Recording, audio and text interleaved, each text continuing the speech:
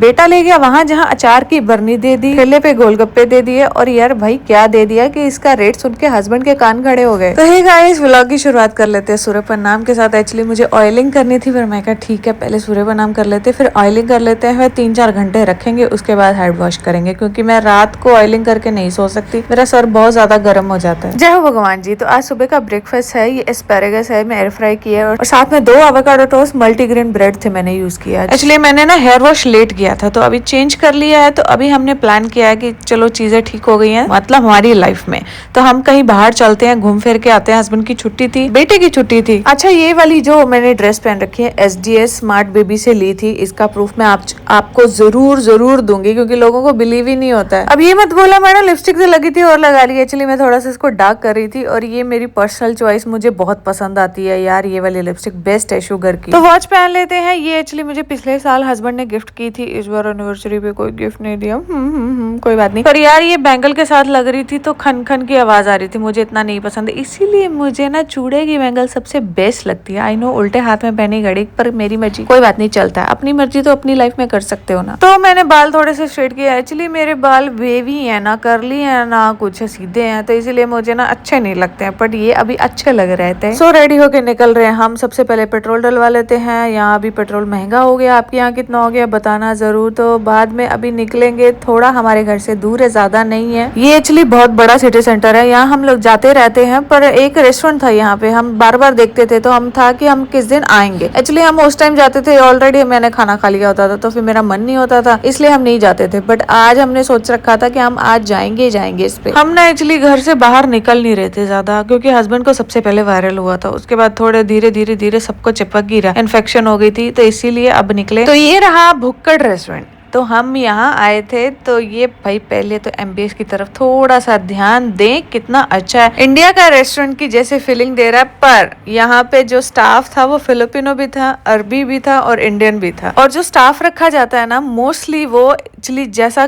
Customer आता है उस अकॉर्डिंग रखा जाता है, तो मतलब उनको सबको वो खाना पसंद है। तो अभी आ गए ठेले पे रख के गोलगप्पे, तो अभी हम यूज करेंगे मुंगम। वो खुश हुआ कि प्लेट में इसको खाएंगे। तो इसमें 3 तरह का 3 फ्लेवर का पानी था। फर्स्टली ये फ्राई किए हुए गोलगप्पे पसंद नहीं है, मतलब ये मुझे पापड़ ही लगते हैं, एक्चुअल गोलगप्पे जो होते हैं वही होने चाहिए। तो ये मुझे एक्चुअली टेस्ट में भी इतना ज्यादा अच्छा नहीं लगा, मुझे मेरा मानना है कि ठेले में ज्यादा अच्छे गोलगप्पे मिलते हैं, तो ये मुझे नहीं इतना पसंद आया। वो भी शारजा में जो पोर्ट साइड के, मुझे वहाँ के गोलगप्पे बहुत पसंद है, तो प्लीज पसीने दी गल ना करना वन, ठीक है। देन उसके बाद बारी आई है चाउमीन की, जो कि बेस्ट थे, बहुत ज्यादा अच्छे थे। बस आपको बोलना है कि वहाँ पे आपको स्पाइसी फूड चाहिए क्योंकि ये थोड़ा अरबी स्टाइल भी बनाते हैं और अरबी स्पाइसी फूड नहीं खाते हैं, फिलिपिनो भी नहीं। देन उसके बाद हस्बैंड ने मंगवाया था बिरयानी, सॉरी बिहारी मटन, शायद कुछ ऐसे कुछ करके था नाम, एक और वर्ड था। और मैंने अपने लिए मंगवाई थी पनीर बिरयानी जो कि बर्नी में आई थी साथ में था पापड़, रायता, और अभी एक और बर्नी आ गई है, तो इसको क्या सोच रहे हैं इसमें अचार डाल के दिया? नहीं,